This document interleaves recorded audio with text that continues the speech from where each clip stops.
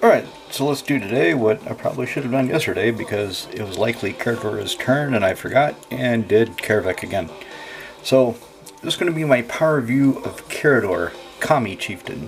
This one is altered by my friend Ren. So he changed the set symbol to a Torre Gate. He put samurai armor on Karador and he's carrying an On Naginata instead of the spear. In keeping with, this is a Tribal Spirits deck. Some of you might have... Well, Karador fell out of favor a long time ago. I haven't seen anybody else really playing Karador for a long time. And 8 years ago, I had two versions of Karador. One is this Kamigawa heavy Tribal Spirits deck where every creature is a spirit. I have no changelings. And since they're mostly Kamigawa, it's kind of slow. So I would say my Karador, this version, is a solid 6 or 7 on the power scale.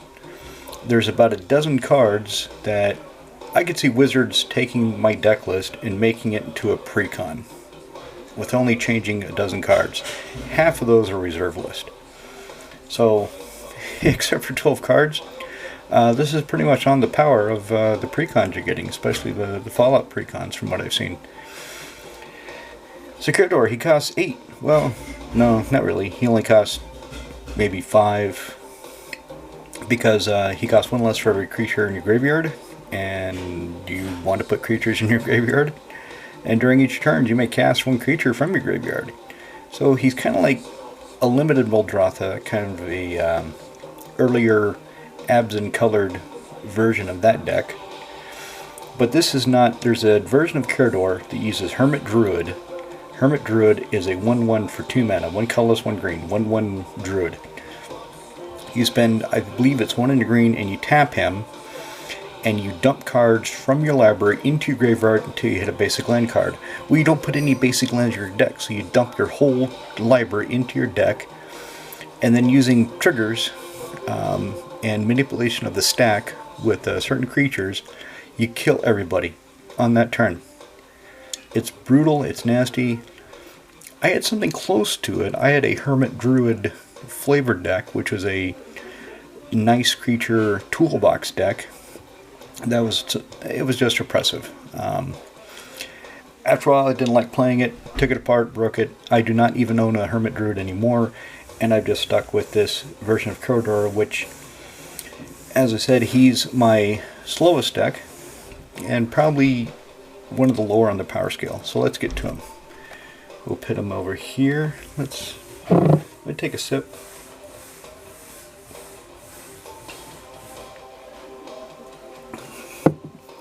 We'll put him up here in the light, and let's get to it. Let me show you what we've got. So Karavec was German flavored. Karador is French flavored. Coffre de la Couturier. So Cabal Coffers. 2 tap, add blank to your mana pool for every swamp you control. Let's put that there. Bassin, Réflexion. So reflecting pool. You get 1 mana of any color that lands you control can produce. Okay, this explains a card that I'm going to take out when I get to it. So when I get to it, I'm taking out a card and replacing with Nature's Lore, dropping the land count from 38 to 37, which I feel is okay. And so this guy, 1 in a white, 2/1 spirit, flying, and sack him without any mana, without anything else, just sacrifice him, and exile all cards in target player's graveyard. So since I've got him, I don't feel like I need Bojuka's Bog anymore. Bojuka's Bog, okay, comes into play tapped. I have to exile somebody's graveyard. I can't not do it. I've got this guy, and this guy, I can just have him sitting around, and when I need to exile somebody's graveyard, then I can sacrifice him to do it. So I'm not forced into it with a land that I can't really return to my hand, can't really do it again. This guy, sack him, he goes to the graveyard. Karador says, hey, do you want him to be the creature I cast this turn? And I can say, yeah. So he comes back out of the graveyard, and I can sacrifice him again if I need be. Vault of the Archangel. This is in here for the 2 black-white tap creatures control, gain death touch and lifelink until end of turn. kind of costly, but it's just stamped on a land. So it's free. Exploration. This is how I get around Karador being, or Karador, I keep saying Karador being a bit slow, is I have exploration in here and burgeoning. So exploration lets me play additional lands on my turn. Burgeoning lets me play extra lands if I have them in my hand on my opponent's turn if they play a land themselves. Enusele, so French Soul Ring, add 2 mana to your mana pool. Yep, everybody knows what Soul Ring does. Into the Triome, so this is the Triome that produces his colors, and I got the nice full art foil version. I got it early. As soon as it was spoiled, I said, I want it, and I bought it. I don't know if I overpaid because I bought it early, or if I underpaid because the price went up. I haven't bothered looking it up, but anyway, I like it. Do you remember how Ren did my Karador to make him Japanese? Ren also did the Sylvan Library for me. So I had this 5th edition Sylvan Library, and I didn't like the white border. And I asked Ren if he could extend it, and Ren said, well, yes, of course I can. So he extended it. And it looks just so nice. I actually only own 2 copies of Sylvan Library. I have a Eternal Masters version, I believe, and then I've got this one. I should get more. They're pretty good. So draw 2 cards. Now, with Sylvan Library, you have to be careful. So put your hand aside, draw the 2 cards during your draw step. So basically you draw 3 and have them separate from your hand. Then choose 2 cards from those 3 and either pay 4 life or put them back. If you mix them up with your hand, then it is not possible for your opponents to definitively determine if you're brainstorming, if you're putting back something from your hand or not. So just keep that in mind and keep it separate if you play Sylvan Library. It's a fantastic card. Alright, here we go. Kamigawa. Anybody ever wonder why it is that Betrayers of Kamigawa is BOK, Saviors of Kamigawa is SOK, and Wizards tells us Champions of Kamigawa is CHK. Why? Because they didn't want anybody playing cockblock. Idiots. Alright, so Arashi, the Sky Asunder. He's 5 for a 5/5. Doesn't fly, but he's a spirit. And I can do X damage to target creature with flying. Not all, just target. Or I can channel him, meaning I spend X and 2 green, discard him, and it's basically a hurricane that doesn't hit players. So X damage to each creature with flying. Cauldron of Souls. 5 mana artifact, tap it. Any number of creatures I desire gain persist until the end of the turn. So before I cast a board wipe, I can give all my creatures persist, and they'll all come back. Or I can just let them die, because Karador will bring them back somehow anyway. Kind of slower, but this is more of a mass effect. Cuvette de la Yavimaya. So Yavimaya Hollow. 1 green. Regenerate la creature ciblée. Regenerate a target creature. And my French is not good enough for me to properly pronounce it, so I should probably stop. Urborg, Tomb of Yawgmoth. Remember the Cabal Coffers at the beginning. This is Cabal Coffer's best friend. And I managed to get a signed one in French for Karador. Swamp, who cares? Ghost Quarter, I don't need this. We really don't use land destruction in any of our games. It's just not something we do. I have this for the flavor. I have it because it's the Ghost Quarter. Karador is, Kami Ghost Chieftain. So it fits the flavor, and I've got it if I need it, which I've never activated it. It just sits there and looks cool. Jugan. So 6 for a 5/5 flyer that when he dies, I can distribute 5 +1/+ counters among any number of target creatures. 5 mana is pretty heavy for a 5/5 flyer these days. Or 6 mana, yeah, 6 mana is pretty heavy. 3 colorless, green, green, green. In the triple greens, sometimes that can be hard to hit. This is part of the way wizards slow down the Kamigawa block. They slow down the cock block as a reaction to Mirrodin, because Mirrodin was so damn fast, players were just traumatized. So they pushed Kamigawa, added an extra mana cost here, extra mana cost there, lowered some stats there, in order to have the have it slower. And it worked, and players didn't like it. So, Kodama the South Tree, whenever I play a Spirit Arcane spell, and there's only a couple arcane spells, gives the team +1/+1 and trample. So if I play 2 spirits during a turn, they would all get +2/+2 and trample. But it's kind of slow. And it doesn't last. Plains, and all the lands are Kamigawa lands to fit with the theme. Defense of the Heart. So during my upkeep, if one of my opponents controls 3 or more creatures, I can sack this, search my library for up to 2 creature cards, put them to play, and then shuffle. It is kind of slow. My opponents can see it coming, but if I put it down when somebody already has 3 creatures, then unless they can kill their own creatures, or they can destroy the defense before my upkeep, there's not a whole lot they can do about it. So this is one of the ways I have of overcoming the inherent slowness of playing so many Kamigawa cards. Lone Dweller. So he's pretty fast. 2 for a 2/2, so a bear. But whenever I play a Spirit or Arcane spell, if I have a land in my hand, I can put it into play tapped. Again, slow because it comes into play tapped. I mean, it is Kamigawa. I imagine if they hadn't intentionally slowed it down, the land would just come into play. That would be my guess. Forest. So this is the Kamigawa Forest I've got. Seedborn Muse. So she's a spirit, and therefore fits the theme of the deck. And she's a 2/4 for 5 that during my opponent's untap steps, I untap with them everything. If you saw the Pub Night video from last Thursday, where I played this with Kenrith, the genie did not like it.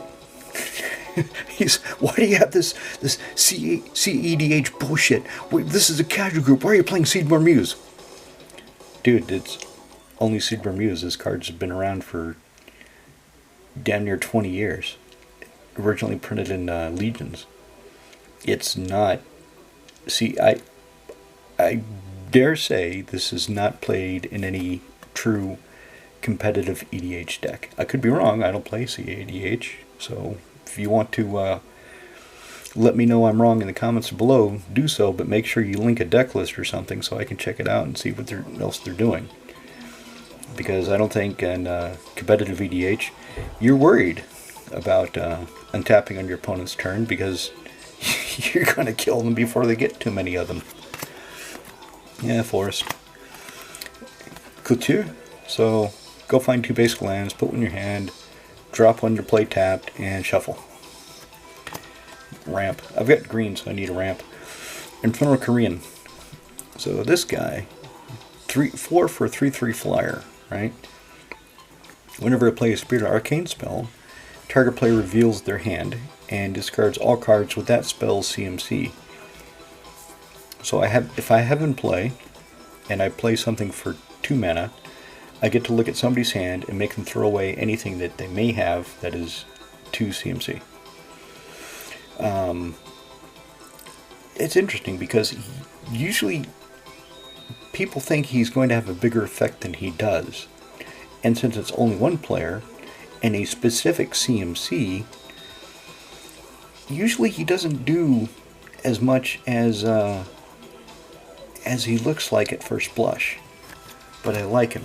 And he's a Kamigawa spirit, so he's here. Forest. Alright, here's the bug. Taking it out. I thought it was one of my foil bugs, but it's only one of my Time Spiral Remastered. Yeah, bloody hell. Come here. Try not to shake the camera. This does not want to come out of the sleeve.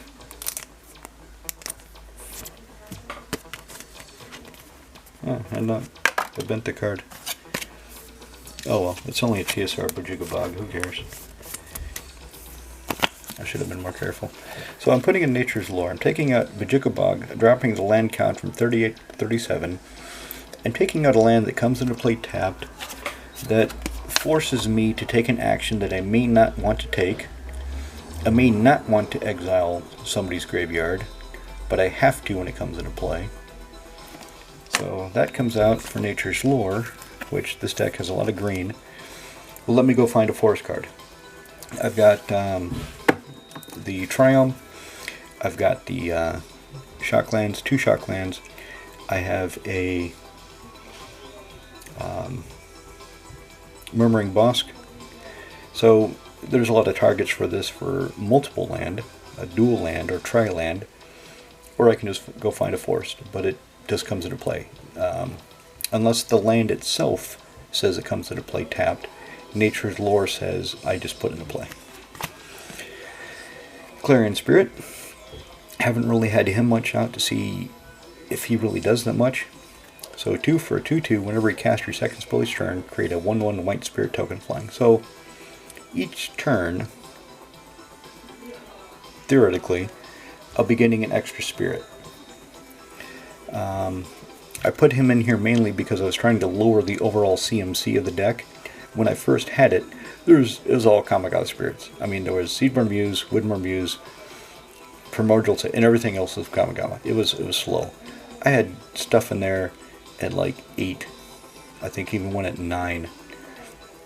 I think Oboro, who splits the heavens, is 9. And he really doesn't have that much of an effect. I even forget what he does right now.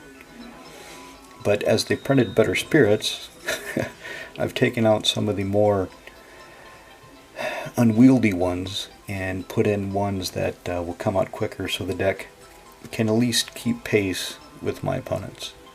Keep in mind, again, I've already said that this deck is probably a 6 or 7 on the power scale, upper mid-level, and it's about on par with any precon out there, barring the reserve list cards. They have the powerful reserve list cards. Okay, Windborn Muse. 4 for 2/3 flyer. Creatures can attack you unless the control pays 2 for each creature attacking you. She just comes down and slows things down a bit. And the nice thing is, she doesn't have to be untapped to do that. Depending on the cycle, sometimes they would print this where as long as Seedborn Muse is untapped, creatures can't attack you unless their controller pays 2 for each creature. But in Legions, that part of the cycle, so I can attack with her if somebody's open, and she still has her propaganda ability.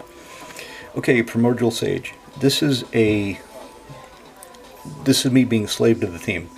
So for 6 mana, for 4 mana and 2 green, instead of a 4/5, I could have a 6/6 with Trample that does the same thing. Soul of the Harvest from Avacyn Restored has the same mana cost. Has the same whenever you play a creature spell, you may draw a card, only it's a 6/6 with Trample. But it's not a spirit.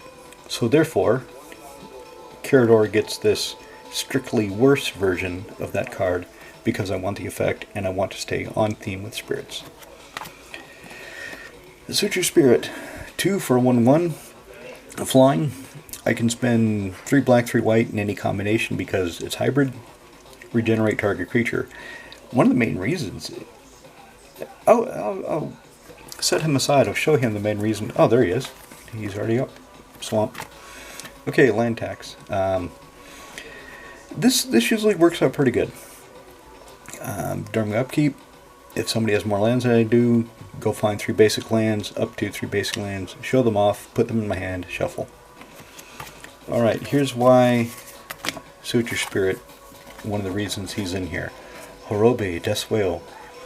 So Horobi, usually he gets killed pretty quickly, because, so he's a 4/4 for 4 flyer, but whenever any creature becomes the target of anything, destroy it.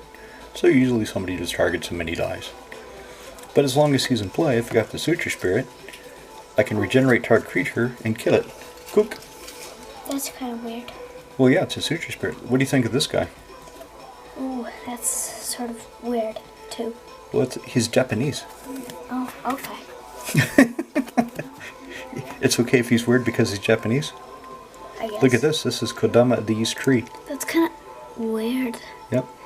So he's a 6/6 that whenever another permanent comes to play into my control, if he didn't put it there with his ability, I could put something of equal lesser CMC from my hand onto the battlefield. I can play a free card if I have it in play. You broke it? That just cracked. The screen cracked. I dropped it. Oh. But on that, he's pretty good. He's 6/6 reach for 6. Yep. Did you eat your soup? Not yet. Okay. This is Volrath's Stronghold, au français. So, one at a black tap. If somebody's going to Bajuka Bug me, I can quickly snatch a creature out of my graveyard that I don't want exiled, throw it back on top of my library so I can draw it and recycle it. You see Volrath's Stronghold in a lot of my black decks. I think I own 9 copies of Volrath's Stronghold, 9 copies of Yevmai Hollow, and I believe all of them are decked. Winston Peace, yep. Patriarch's Bidding. So this works out in Karador. In Karthus, and I'll talk more about that when I tell you what happened with Karthus, the new direction he's taken. I realized with him I wanted Death Denied, which is an arcane spell, so it would trigger a lot of things in here.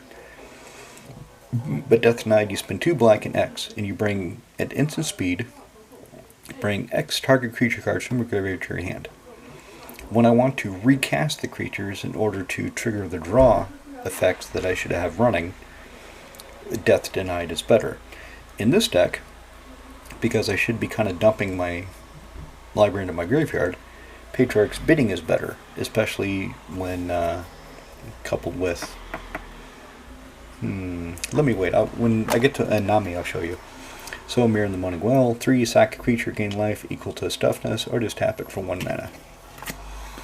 Grave Pact. Yeah, Dictate of Erebos would be easier to cast, because although it's 3 colorless, it's only 2 black. So it costs 1 more mana, but 1 less specific black.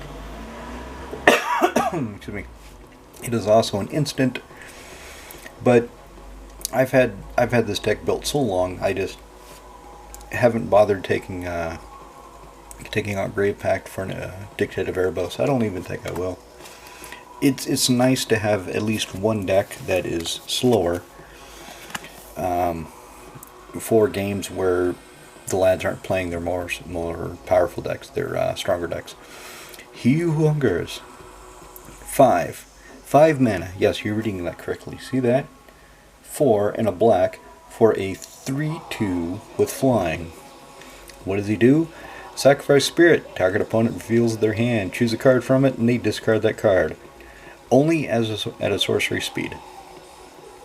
Okay, that's not a good mana cost for those stats. He also has Soul Shift 4, which means if he dies, I can return a Spirit card from my graveyard to my hand with CMC 4 or less. So when he dies, I can bring something back out of the graveyard. Other than that, I mean, 5 for a 3/2 flyer. Jesus Christ. These days, he'd probably be 4 and a 4 for those abilities. Yeah, Swamp. Self Spirit. 1 and a white for a 2 and a 1 flyer. Sack him. Creatures control gain indestructible until end of turn. Great before I cast a board wipe. Wear Away. An instant arcane. Green, destroy target artifact or enchantment. I can splice it under arcane for 4. So, if I have another arcane spell to cast, I can spend an additional 4, show everybody this card, get the effect, and keep it in my hand. Kind of a weird thing they were doing in Kamigawa block. This is one of the newest additions to the deck. So she costs 3. Flying lifelink and this random protection from vampires. And her power and toughness are each equal to the number of permanents that are swamps and enchantments I control. got a good number of enchantments and a hell of a lot of spirits, so she can get pretty big pretty quickly. And if the Clarion Spirit is working and I'm getting a lot of tokens, if I'm getting a token each turn, she just keeps getting bigger. So her stats, her power toughness, that's what we have nowadays. Kamigawa was only about 25 years ago, 24 years ago. Tortured existence. This could be Phyrexian Reclamation, but I've just kept this in here just because I don't tinker with my older decks that much. Probably should tinker with them more, but I don't. So, black, choose and throw away a creature card, return a creature card from graveyard, so I can toss something that I don't need as much and pull something back that I really do need if somebody's going to exile my graveyard. That's really what this is in here for. I have to consider that because Karador plays a lot out of his graveyard. Another recent addition. So 4 for a 2/2 with melee. I forget what it does. I forget what melee does, actually, to be honest. I think it creates a token copy of him. When he attacks, I believe I create a copy of him for each opponent I have, and the copies attack my other opponents. So if I play him, I'm in a 4-man game, I attack one guy, I get a copy of him attacking each of the other 2. I believe that's what melee is. I better look that up. I probably shouldn't have bought the full art, even though I like it. I probably should have got the one with a reminder text. But anyway, so he prevents all non-combat damage that we dealt to Spirit Cycle Troll. Nice. So much for Blasphemous Act, yeah. Tempt with Discovery. Oh, I love this. It's just so much fun.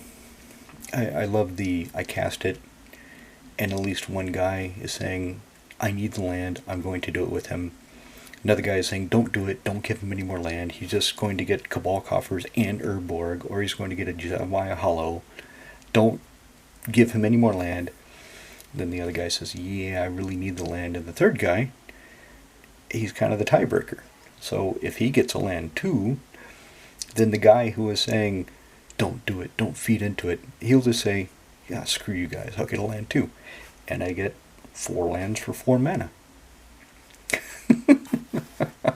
Of any land I want, and they come into play untapped. It's fun. Spirit of the Hearth, so he's in here to protect me. 6 mana for 4/5 kitty cat flyer. I have hexproof. And this is really good because Bojuka Bog targets. And I keep mentioning Bog because that's the most common exile somebody's graveyard card that we have in the game. So my little kitty cat here stops that bullshit. Alright, let me go to part 2.